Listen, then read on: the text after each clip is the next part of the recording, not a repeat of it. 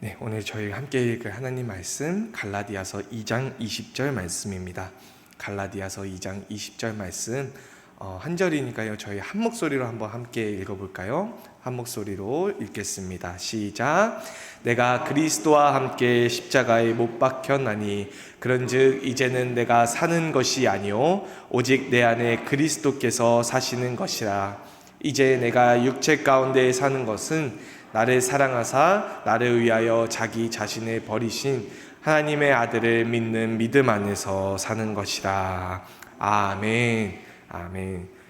저희 오늘 함께 그리스도의 십자가라는 말씀으로 제가 말씀 전하고자 하는데요.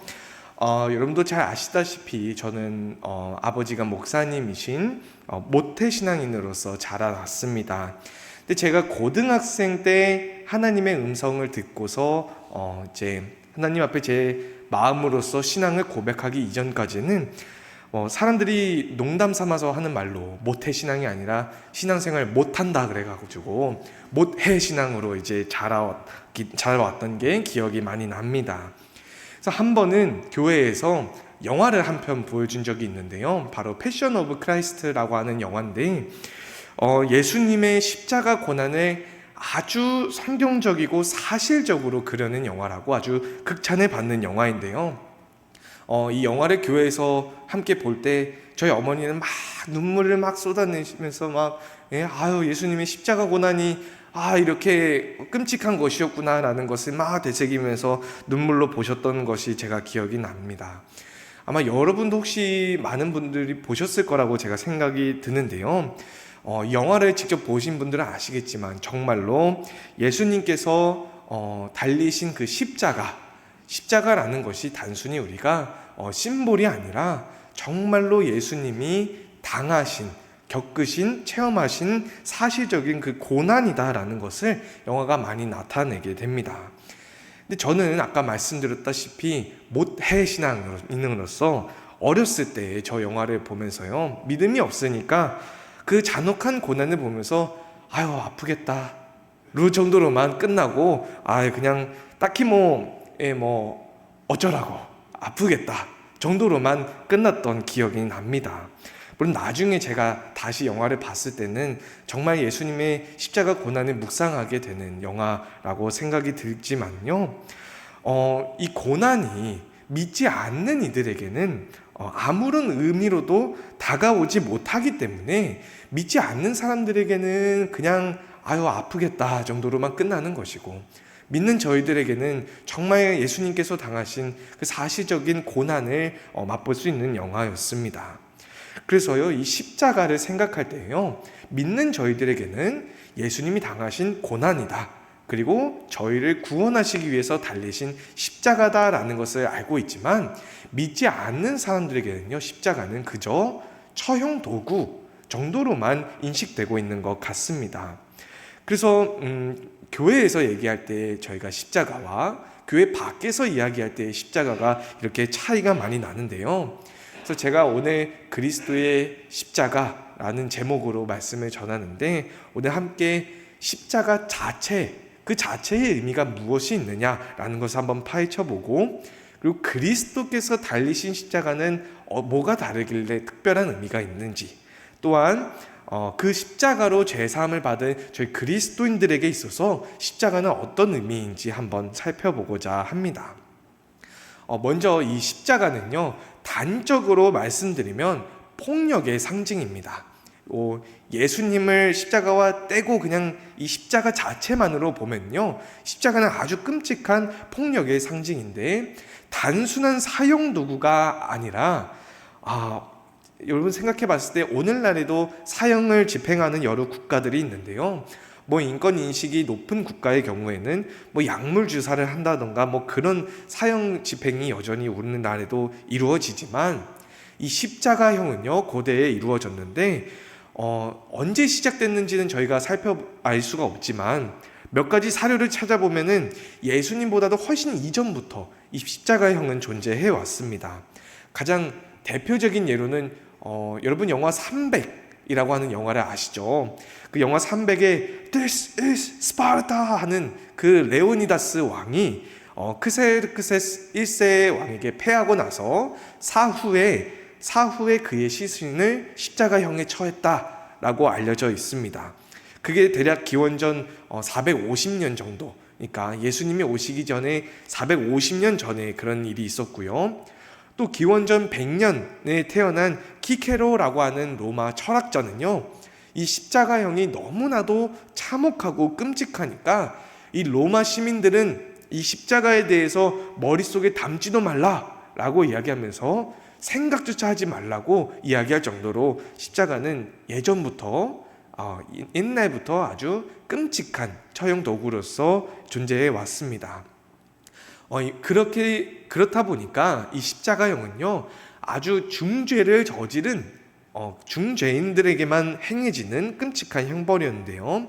왜 끔찍하냐? 먼저 채찍질을 하거나 고문을 하거나 아니면 사람들로 하여금 막 돌을 던지게 하는 등 십자가에 달리기도 전부터 다양한 형태의 고통을 주는 것부터 이 십자가가 시작이 되고요. 그다음에 막 몇십 킬로, 막 100킬로 가까이 되는 그 무거운 나무통을 이 사형수가 직접 짊어지고서 언덕을 올라가야 하고, 그리고 마지막에 십자가에 사람을 매달아 놓게 되면은요, 사람이 바로 죽는 게 아니라 아주 고통스럽게 살아있도록 만드는 게 이 십자가형의 주된 목적이기 때문에요. 죽기 직전까지도 고통을 받다가 숨을 거두게 만들어서 이런 죄를 저지르면 이런 끔찍한 고통이 따를 거야 라고서 사람들에게 보여주도록 하는 것이 이 십자가의 주된 목적입니다. 전에 제가 역사를 설명드리면서도 말씀드렸지만 유대 사마리아 지역에서요, 유대인들이 대규모 반란을 일으키니까 반란자들을 2,000명이나 십자가형에 한꺼번에 처했던 일을 말씀드린 바 있습니다. 그래서 로마에서 행해지는 이 십자가형은요, 되게 흔하게 이루어지던 일이고요. 또한 로마에 거역하고 반란을 일으키면 너희들에게 이런 끔찍한 형벌을 내릴 것이다 라고 사람들에게 전하는 것이 그 목적에 있습니다. 그렇기 때문에 이 십자가는요, 기본적으로 아주 끔찍한 폭력을 상징하는 폭력의 상징이다 라고 하는 것을 알고 있어야 합니다. 또 반면에 이 십자가는요, 또 다른 의미로 단순히 국가가 너 이렇게 하면은 이렇게 되는 거야 라고 행하는 그런 폭력뿐만 아니라 그 죄인이 저지른 폭력을 의미하기도 합니다. 이 십자가형은 그냥 아무나 그냥 마음에 안 들다고 십자가형에 처해지는 게 아니고요, 반란을 일으켜서 살인을 저지른 사람들에게 행해지는 것이 바로 이 십자가형입니다. 그냥 예를 들어서 나는 이 나라의 시스템이 마음에 안 들어요 라고 말로만 한다고 처벌받지는 않고요. 특히 종들이 주인에게 반역해서 살인을 저질렀을 때 십자가형에 처해지고, 아니면 유대인들 2,000명 가까이 십자가형에 처해졌던 유대인들처럼 무기를 들고서 로마의 반란을 저질렀었던 그때에야 십자가형에 처해질 만큼 십자가형은 아주 끔찍한, 로마에 있어서 끔찍한 죄를 저지른 사람에게 처해진다라고 알 수가 있습니다. 특히 예수님 당시에 열심당원이라고 불리는 사람들이 있었는데요, 이 사람들은 아주 유대교에 있어서 아주 극성인 사람들이어가지고 항상 품에 단검을 숨기고 있다가 유대인의 배신자다, 저거 배신자들이야 라고 생각하는 사람이 있으면 가서 암살하기도 하고, 로마에 대대적으로 반란을 모의하던 사람들인데요, 성경에도 2명 정도 이 열심당원이 등장을 합니다. 누가복음 6장 15절 말씀에 나오는 저 셀롯이라고 하는 시몬이라고 이야기하는데요, 저 셀롯이 바로 열심당이라고 하는 뜻으로 예수님의 제자 중에서도 그 베드로가 아닌 시몬은 열심당원이었다라는 것을 알 수 있고요. 두 번째로 여러분도 잘 아시다시피 이 바라바라고 하는 사람이 밀란과 살인으로 옥에 갇혔다라고 하는데, 바로 열심당원들이 밀란을 일으키고, 그러니까 로마의 반란을 모의하고 품에 그 단도를 지니고 있다가 사람을 살인하는 그런 사람들이었다라는 것을 잘 표현하고 있습니다. 그래서 이 사실은 바라바와 셀롯 시몬은요, 로마 입장에서 볼 때는 저거 반드시 십자가형에 쳐야 된다라고 할 만한 그런 마땅한 인물이었다라고 이제 로마에서는 인식이 됩니다. 그래서 이 십자가라고 하는 것은요, 단순한 우리가 그냥 십자가라고 하면 예수님을 생각하기 마련이지만 당대의 사람들에게 십자가라고 하면 떠올리는 것은 폭력의 정점에 서 있는 사형 도구였다라고 하는 것입니다. 그러니까 나라가 행하는 폭력을 의미하기도 하고 또 그 죄인이 행한 폭력을 의미하기도 하는 폭력의 도구였다라고 하는 것입니다. 근데 문제는 대체 예수님이 십자가에 달리실 이유가 도대체 뭐가 있냐라고 하는 것입니다. 예수님이 무슨 군사 반란을 일으킨 것도 아니고 로마에 대적한 것도 아니고 심지어 예수님은 스스로가 하나님의 아들이라고 막 떠벌리고 다니지도 않으셨어요. 지난주에 말씀드렸죠. 로마에서 하나님의 아들이라고 이야기하면은 황제를 지칭하는 건데, 그래서 황제를 예수님이 만약에 하나님의 아들을 예수님이 자칭하게 되면은 로마에 대한 직접적인 반란의 여지가 있으니까, 특히 마가복음에서는요, 예수님께서 직접 스스로를 하나님의 아들이라고 부르지 못하게 만드는 장면들이 되게 많이 등장을 합니다. 마가복음 3장 11절 12절 말씀 보시면 예수께서 자기를 나타내지 말라고, 그러니까 귀신들이 당신은 하나님의 아들이십니다 라고 이야기를 하니까 야 그거 얘기하지 마라 라고 와서 아주 엄히 경고하시기도 하고요. 그 다음에 8장 29절로 30절 말씀 보시면은 주는 그리스도시다 라고 베드로가 고백을 하니까 야 이거는 아무에게도 얘기하지 마라, 우리끼리만 아는 거다 라고 말씀하시면서 되게 숨기려고 많이 노력하시는 부분이 이 두 구절뿐만 아니라 마가복음에 계속 등장을 하게 되는데요, 이것을 신학적인 용어로 메시아 비밀이라고 이야기를 합니다. 그러니까 예수님께서 스스로가 메시아 그리스도임을 드러나지 않게 감추셨다라고 하는 뜻인데요, 그래서 여러분도 잘 아시다시피 바리새인도 포함해서 대제사장이나 서기관들이 이 유대교 종교 지도자들이 예수님을 고발할 혐의가 부족했다라는 것을 알 수가 있습니다. 계속 건덕지를 찾으려고 하는데 찾을 수가 없으니까 나중에는 유다의 배신으로 만찬 이후에 그냥 일단 끌고 가서 신문을 하자 해가지고 신문을 하게 되는데요, 예수님께서 스스로가 그리스도이심을 나타내는 부분은 바로 그때, 그 십자가가 점점 가까워지는 그때에야 그리스도이심을 밝히시게 됩니다. 마가복음 14장 61절로 62절 말씀을 보시면 대제사장이 다시 물어 이르되 내가 찬송받을 이의 아들 그리스도냐? 그래서 예수님께서 이르시되 내가 그다 라고 그때서야 말씀을 하십니다. 앞서 이미 마지막 만찬을 제자들과 가지면서 내가 이제 죽고서 3일 후에 다시 살아나야 될 것이다 라는 것을 알리시고 난 이후에야 이제 십자가가 가까워지고 날 때에야 예수님께서 스스로가 그리스도시고 하나님의 아들이심을 나타내십니다.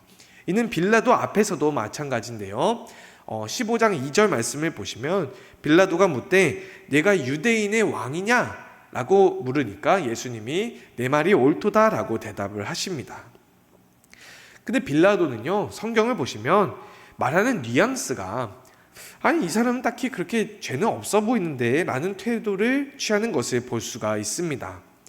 여러 가지 해석이 있을 수도 있지만 그 생각을 해보면요, 당시에 하나님의 아들 혹은 그리스도와 메시아를 자칭했던 사람들은 다 모두 사람들을 이끌고 군대를 조직해서 군사적인 반란을 대대적으로 일으켰던 사람들이었습니다. 근데 앞서 말씀드린 것처럼 예수님은 딱히 군대를 조직한 일도 없고 사역 중에 스스로가 하나님의 아들이라고 막 내세웠던 그런 일도 없고 오히려 감추시기를 원하셨던 것을 알 수가 있는데요, 물론 로마 입장에서 보면은 이 유대인의 왕이라고 하는 단어가 굉장히 위험한 단어이기는 합니다. 마치 헤롯 대왕처럼 황제가 거기 너가 한번 다스려 봐라라고 해서 임명해 주는 게 왕이지 그냥 내가 유대인의 왕입니다라고 자칭해서 될 문제가 아니었고, 오히려 스스로 메시아이며 그리스도라고 칭하는 이들은 대체로 반역자들이었기 때문에 로마에서는 충분히 기소할 만한 일이기는 했습니다. 그럼 예수님을 처형한 일은 합리적이고 법적인 것일까요? 성경이 예수님을 처형한 일이 이게 합법적이 아니다 라고 하는 것을 단적으로 나타내는 부분이 진짜 밀란을 일으키고 살인을 저질렀던 바라바와 예수님을 놓고서 누구를 풀어줄 것이냐라고 묻는 데서 문제가 등장합니다. 마가복음 15장 7절 말씀에 저희가 아까 읽었던 말씀인데요. 밀란을 꾸미고 밀란 중에 살인하고 체포된 자 중에 바라바라고 하는 자가 있다라고 이야기를 하는데, 이 바라바야말로 진짜 당시에 십자가형에 처해졌던 반란자들 중에 하나였습니다. 사람도 죽이기도 했고 밀란을 일으켜서 로마에 직접적으로 대적하려고 했던 열심당원이었는데, 여러분도 잘 아시다시피 바라바가 풀려나고 예수님께서 십자가에 달리시게 되었습니다. 이처럼 예수님께서 달리신 십자가는요, 이 십자가의 죽음이 부당한 죽음이었다, 이 당시의 법적인 상황에서 부당한 죽음이었다라는 것을 나타내게 됩니다. 근데 여러분, 예수님께서 스스로가 그리스도시고 하나님의 아들이심을 밝히시는 타이밍이 언제라고 했죠? 바로 십자가가 가까워졌을 때에야 예수님이 스스로를 나타내셨다라고 제가 말씀드렸는데요. 그 말은 십자가가 없이는 예수님께서 하나님의 아들이심이 공개적으로 드러나지 않는다라는 말이기도 합니다. 실제로요, 예수님께서 십자가에 달리시고 숨지신 직후에 로마의 백부장 중 한 명이 예수님이 저 사람이 진정 하나님의 아들이었구나 라는 것을 고백합니다. 마가복음 15장 39절 말씀을 보시면 예수를 향하여 섰던 백부장이 그렇게 숨지심을 보고 이르되 이 사람이 진실로 하나님의 아들이었구나 라고 하더라 라고 이야기를 합니다. 그래서 예수님께서 하나님의 아들이심이 드러나는 현장은요, 바로 십자가 위에서라고 하는 것을 알 수가 있습니다.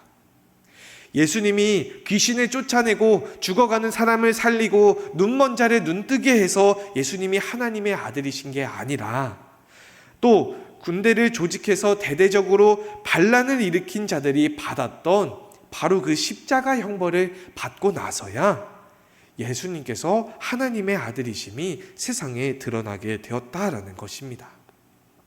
이거 되게 이상한 일이에요. 왜냐하면은 보통 사람이 할 수 없는 그런 막 신기한 기적들을 행하고 나서야 막 하나님의 아들이구나라고 생각하지 않을까요? 왜 예수님께서 하나님의 아들이라고 여겨지는 부분이 모두가 손가락질하고 침뱉고 돌 던지라고 세워놓은 십자가 위에서 폭력의 상징인 바로 그 십자가에 달리셨을 때에야 예수님이 하나님의 아들이라고 여겨졌을까요? 되게 어리석지 않나요? 그 십자가를 통해서 우리가 구원을 받는다거나 예수님이 하나님의 아들이라고 여겨지는 게 세상 사람들에게 있어서는 되게 어리석은 일로 여겨질 것 같은데 어떻게 그런 일이 일어나겠냐라는 것입니다.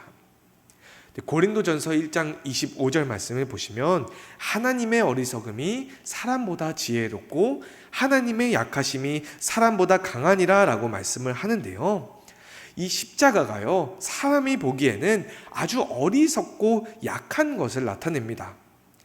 저 봐, 힘도 약하면서 로마에게 반란을 일으켜서 대항하다니 저런 멍청한 일이 어딨어? 라고 얘기하기도 하고요, 십자가를 지고 가는 그 모습은 아주 약한, 로마에 의해서 이어지는 폭력에 당하는 아주 약한 사람을 나타내기도 합니다.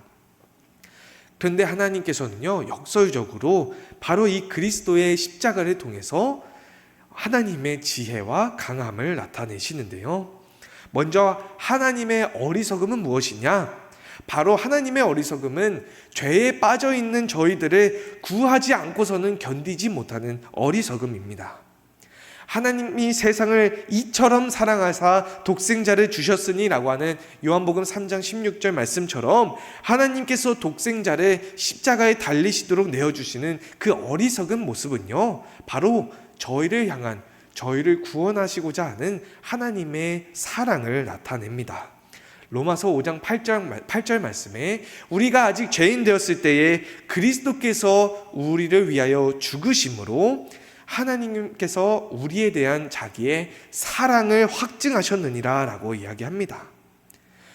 하나님께서 독생자를 내어주시는 그 어리석은 일은요, 그리스도께서 십자가에 달리신 그 어리석은 일은 하나님께서 우리를 향한 자기의 사랑을 확증하며 나타내시는 하나님의 지혜로움입니다. 둘째로요, 하나님의 약함은요, 누구보다도 약한 저희들을 인정하시고 공감하시는 약함입니다.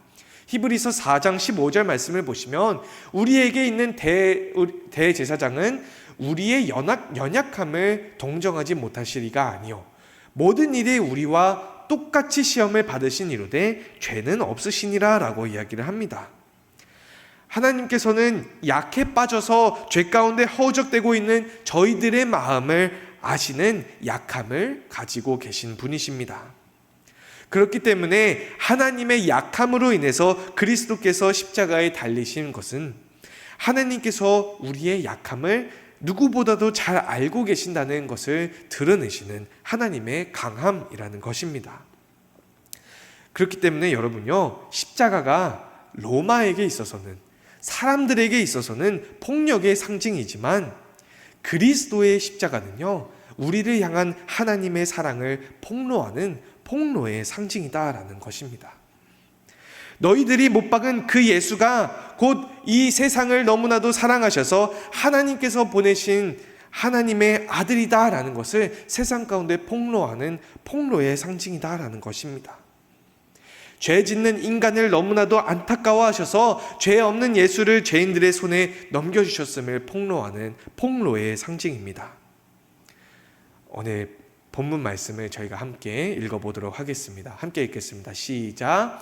내가 그리스도와 함께 십자가에 못 박혔나니 그런즉 이제는 내가 사는 것이 아니요 오직 나의 안에 그리스도께서 사시는 것이라. 이제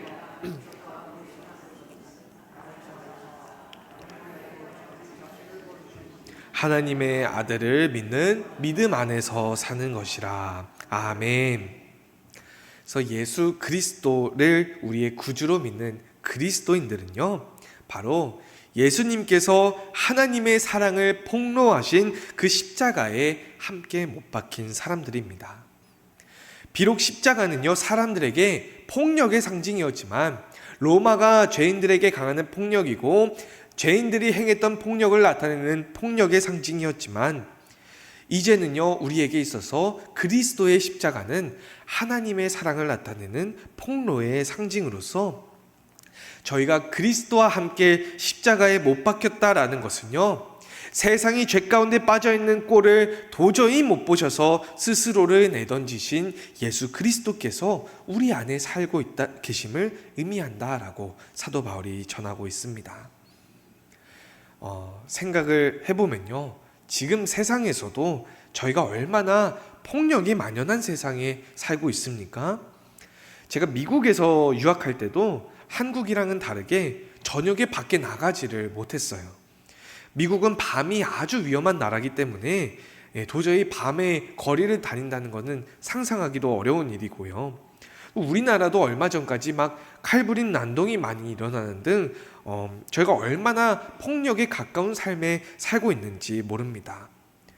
또 세계 곳곳에서 전쟁이 일어나고 계엄이나 탄핵과 관련하여서도 정치적으로나 세계적으로 얼마나 폭력이 만연한 세상에 저희가 살고 있는지 모릅니다. 서로가 서로를 물어뜯고 이런 폭력적인 세상에 그리스도께서 달리신 십자가에 함께 못 박힌 그리스도인들은요, 이 세상 가운데, 폭력이 만연한 세상 가운데 하나님의 사랑을 폭로하는 십자가를 지고 나아가야 한다라는 것입니다. 이 십자가는요, 바라바처럼 밀란과 살인이 하나님의 공의를 나타내지 않는다라고 이야기합니다. 로마가 반란군을 싸그리 십자가형에 처하는 것처럼 그러한 폭력이 하나님의 사랑을 나타내지 않습니다. 폭력의 십자가를 지우는 세상에서 그리스도인들은 하나님의 사랑의 폭로의 십자가를 지고 나아가야 한다는 것입니다. 베드로전서 2장 20절로 21절 말씀을 보시면 죄가 있어 매를 맞고 참으면 무슨 칭찬이 있으리요? 그러나 선을 행함으로 고난을 받고 참으면 이는 하나님 앞에 아름다우니라. 이를 위하여 너희가 부르심을 받았으니 그리스도도 너희를 위하여 고난을 받으사 너에게 본을 끼쳐 그 자취를 따라오게 하려 하셨느니라 라고 전합니다. 예수 그리스도와 함께 십자가에 못 박힌 저희는요, 하나님의 사랑을 세상 가운데 폭로하는 그리스도인들입니다. 또 작년에 제가 유학하다가 잠시 한국에 있을 때 교회 청년들과 함께 뮤지컬을 보러 간 적이 있는데요. 바로 더 북 성경이 된 사람들이라고 하는 뮤지컬인데요. 이 뮤지컬은요, 14세기 말에 면죄부를 팔았던 카톨릭 교회에 대항하여서 사람들에게 영어로 된 성경을 전해주고자 했던 롤라드 발을 그린 이야기입니다만은, 저희가 흔히 종교개혁 생각하면은 마틴 루터가 행한 종교개혁을 많이 생각하기도 합니다만은, 그 전에 한 150년 정도 더 선행되어서 막 대대적으로 막 종교적인 개혁이 일어나지는 않았지만 사람들에게 성경을 전해주기 위하여서 화형에 당하기도 하고 처형되는 것을 감안하고서도 전했던 그런 사람들의 이야기를 그린 뮤지컬입니다. 그 짧은 영상이 있어서 함께 보고자 하는데요. 영상 한번 보실까요? 들어라. 지금부터 번역된 성경을 찾아내는 색출 작업을 시작한다. 만일 성경을 전달하는 롤라드 놈들이 나타났을 때에는 발견 즉시 집결 심판하는 좋다. 무슨 수를 써서라도 성경이 전파되는 것을 막아야 한다. 윌리엄, 교회의 단속이 더 심해졌어요. 이대로라면 사람들에게 성경을 전달하는 게 어려워요. 그래요. 이미 많은 형제들이 성경을 전달하다가 죽임을 당했습니다. 하루가 이 성경을 전해하는데 좋은 생각을 주셨어요. 네? 우리 각자가 성경이 된 겁니다. 전 로마서 받겠습니다. 그럼 전 요한복음이 될게요. 빨리 가서 형제들에게 전해야겠어요. 어둠을 밝히는 생명의 빛. 여러분! 이것은 요한복음에 기록된 살아계신 하나님의 말씀입니다. 너희가 성경에서 영생을 얻는 줄 생각하고 성경을 연구하거니와 이 성경이 곧 내게 대하여 증언하는 것이니라. 그러나 너희가 영생을 얻기 위하여 내게 오기를 원하지 아니하는도다. 이 책에 기록된 생명의 빛. 내가 복음을 부끄러워하지 아니하노니 이 복음은 모든 믿는 자들에게 구원을 주시는 하나님의 능력이 됨이라. 복음에는 하나님의 의가 나타나서 믿음으로 믿음에 이르게 하니 기록된 바 오직 의는 믿음으로 말미암아 살리라 함과 같으니라.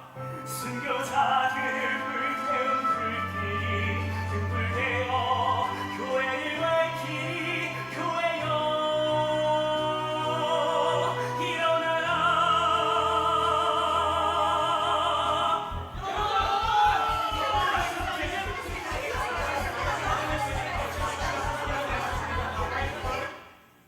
네, 여기까지만 보도록 하죠.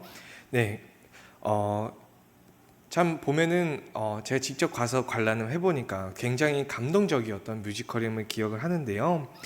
이처럼 그리스도인들은 마치 진리가 되시는 하나님의 말씀을 전하기 위해서 십자가에 달리는 고난을 감수하고서도 세상에 하나님의 사랑을 전하는 사람들입니다.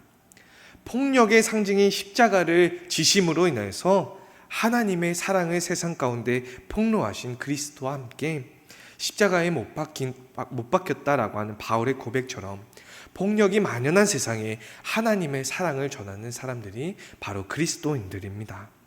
그래서 그렇게 그리스도와 함께 저희가 십자가에 못 박힘으로 인해서 고통과 폭력이 가득한 세상에 하나님의 사랑을 나타내는 그리스도의 마음을 가지고 고난을 무릅쓰고서도 하나님의 사랑을 전하기를 멈추지 않는 여러분과 제가 될 수 있기를 주님의 이름으로 소망합니다. 기도하시겠습니다. 사랑이 많으셔서 이 땅 가운데 하나뿐인 독생자를 보내신 하나님 감사합니다.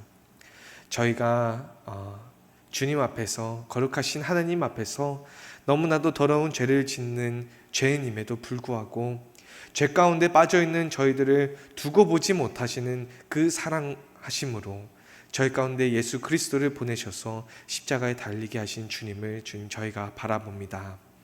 사랑이 많으신 하나님, 저희가 여전히 이 세상 가운데 예수 그리스도를 십자가에 달리게 했던 그런 폭력의 십자가가 세상엔 얼마나 많은지요. 전쟁이 만연하고 정치적으로 혼란한 나라, 그리고 또한 사람이 사람을 서로 미워하고 시기하고 죽이며 나아가는 이런 폭력이 가득한 세상에 주님, 저희가 그리스도 앞에 십자가에 못 박힌 그리스도인들로서 하나님께서 그리스도를 통하여서, 그리스도의 십자가를 통하여서 저에게 보여주신 그 주님의 사랑을 세상 가운데 폭로하며 나아가는 그리스도인들로 세워주시옵소서. 폭력이 만연한 세상에 그러한 것에 굴복하거나 따라가는 것이 아니라 하나님께서 저에게 보여주신 그 사랑으로 세상 가운데 나아가며 사람들에게 주님께서 보여주신 그 사랑과 복음을 전하며 나아가는 그리스도인들로 주님 저희를 세워주시옵소서. 감사드리며 이 모든 말씀 저희를 위하여서 땅에 오사 십자가에 달려 돌아가신 예수 그리스도의 이름 받들어 기도드리옵나이다. 아멘.